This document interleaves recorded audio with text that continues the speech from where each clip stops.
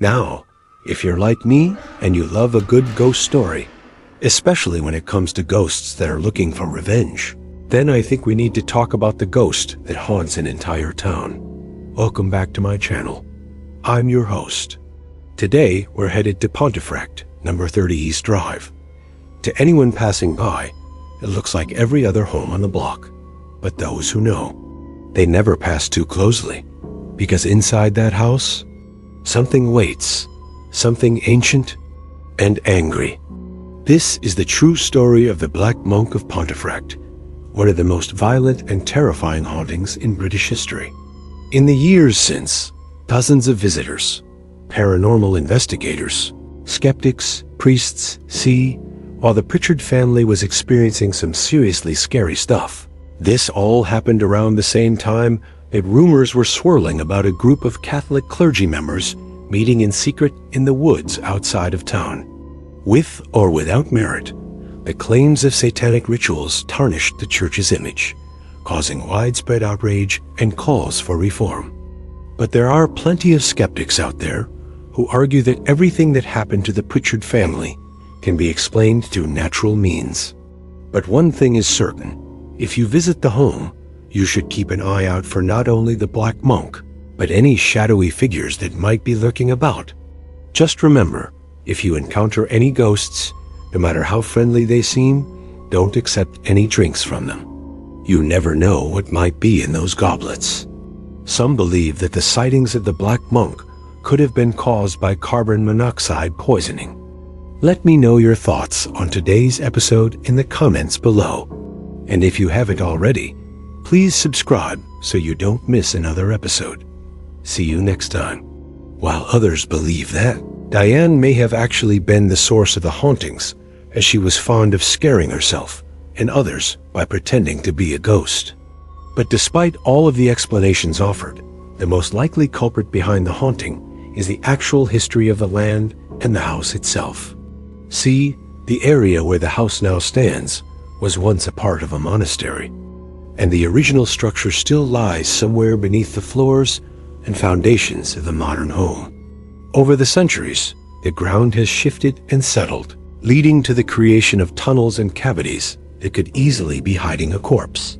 According to legend, there was a monk who murdered a young woman after she rejected his advances. Horrified by what he had done, he confessed his crime and was immediately hanged. His body was taken and buried in a shallow grave to cover up the crime. But the location of the burial site was forgotten over time. Now, some believe that the spirit of the monk is trapped beneath the house, unable to move on because of his violent death.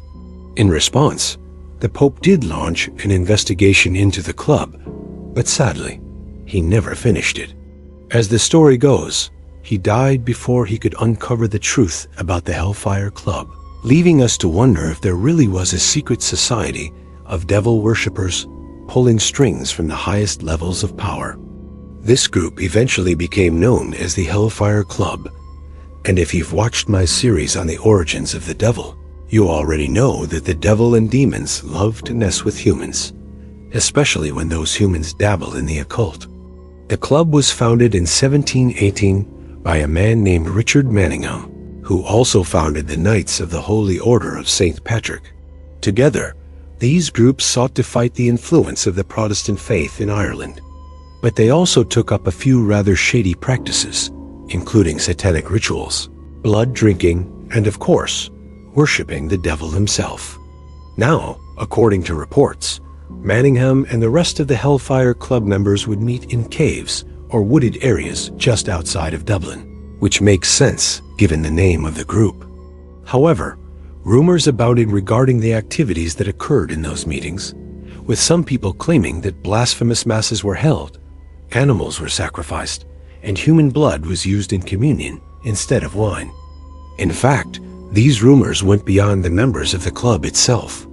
Many people alleged that influential individuals like King George II and even Pope Clement XI were also involved in the club and its demonic rituals. Unfortunately, because of the secretive nature of the organization, a lot of this is rumor and hearsay. We don't have much evidence to prove any of these allegations true. And thrill seekers have all claimed to witness the same thing. Shadowy figures, deep growling voices, unseen hands pushing or scratching them. Some report being choked in their sleep. Others have left with bruises, scratches, or worse. One paranormal team swears they captured a photo of the monk, a robed, faceless figure standing at the top of the stairs, staring into the camera lens. And many believe that the house is feeding off fear. The house still stands. 30 East Drive, it's no longer a home. It's a haunted museum of sorts, available for overnight investigations. But few last the night. Some say the monk is growing stronger, that each new visitor gives him more energy, more rage, and that one day, someone won't make it out. So if you ever find yourself in Pontefract, and you see a small house with black curtains and an eerie stillness, keep walking, because the Black Monk is still inside, waiting, watching, and listening for the sound of footsteps on the stairs. And not everyone who encountered him lived to tell the tale. England to learn about a place known as the Hellfire Club. Before we dive in though, let me know in the comments below if you've ever experienced anything paranormal. Let's get into it. In the quiet town of Pontefract, West Yorkshire, nestled among ordinary homes and tidy gardens, there stands a modest, unassuming house. It began innocently enough. In August 1966, Jiang and Joe Pritchard moved into 30 East Drive with their 15-year-old daughter, Diane, and their son, Philip. When she turned around, she saw it for the first time. A tall, dark figure cloaked in black, hooded, faceless.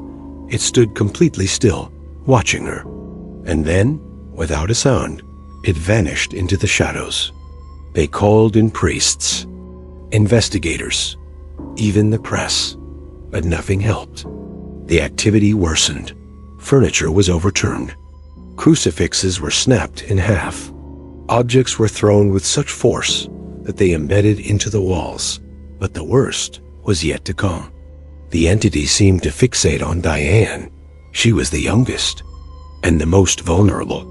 One night, as she lay in bed, a cold hand grabbed her ankle and dragged her screaming down the stairs. Other times, she'd be slapped across the face by invisible forces, hard enough to leave red welts. Once, she was even levitated, suspended in midair, and then thrown across the room as her parents watched in horror. Jiang Pritchard, her mother, said she'd never forget the sound of Diane's body hitting the floor. No one could explain what was happening, and no one could stop it. It was a cheerful time, new beginnings, fresh paint on the walls, family laughter echoing through the rooms. But that summer ... the house woke up. It started with odd little things. A strange green foam oozing from the taps. Clouds of chalk-like dust falling from nowhere indoors. Lights flickering, power outages with no known cause. At first, they blamed faulty wiring or plumbing. But then, the house began to show its teeth. Doors slammed on their own. Heavy thuds echoed from inside the walls. A clock was violently torn from the wall and hurled down the hallway. Photographs were shredded, torn right down the middle, always through people's faces. Family members reported ice-cold drafts, even in the height of summer. Then came the footsteps. Slow, heavy, deliberate. Always on the stairs, but no one was ever there. No one living, that is. One evening, Diane was home alone when she felt it, a cold breath on the back of her neck. After 2 terrifying years, the Pritchards finally fled 30 East Drive, but the Black Monk remained. But the story doesn't end there.